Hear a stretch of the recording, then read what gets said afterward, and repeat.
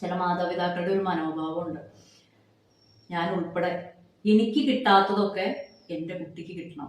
ഇപ്പൊ അവരുടെ ബാല്യകാലത്ത് അവർക്ക് പഠിക്കാൻ ഒത്തിരി ആഗ്രഹം ഉണ്ടായിരുന്നു. പക്ഷെ സാഹചര്യം മോശമായിരുന്നെങ്കിൽ അവർ ചിന്തിക്കും, എൻ്റെ കുട്ടിക്ക് ഒത്തിരിയേറെ വിദ്യാഭ്യാസം കൊടുക്കണം. ഒരു പക്ഷെ സമ്പത്തായിരിക്കും ബാല്യത്തിൽ അവർക്ക് ഇല്ലാതെ പോയത്. അങ്ങനെയാണ് എന്ത് ചിന്തിക്കും, എൻ്റെ കുഞ്ഞിന് ആവോളം സമ്പത്ത് ഞാൻ തേടി കൊടുത്ത് അവരുടെ ജീവിതം സുരക്ഷിതമാക്കും. അപ്പൊ ഞാൻ ചിന്തിക്കും, ഈ ബാല്യത്തിൽ മാതാപിതാക്കൾക്ക് സ്നേഹം കിട്ടാതെ പോയായിരുന്നെങ്കിൽ മതിയായിരുന്നു എന്നല്ലേ.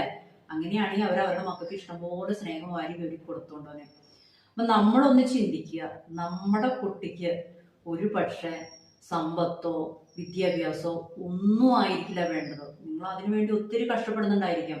പക്ഷെ അവർക്ക് വേണ്ടത് ഒരു ചേർത്ത് നിർത്തൽ, ഒരു തലോടൽ, കുറച്ച് സ്നേഹം, ഇത്രയും മാത്രം മതിയെങ്കിലോ. നമ്മൾ ഈ തേടി കൂട്ടിയതൊക്കെ എന്താവും സ്ഥിതി?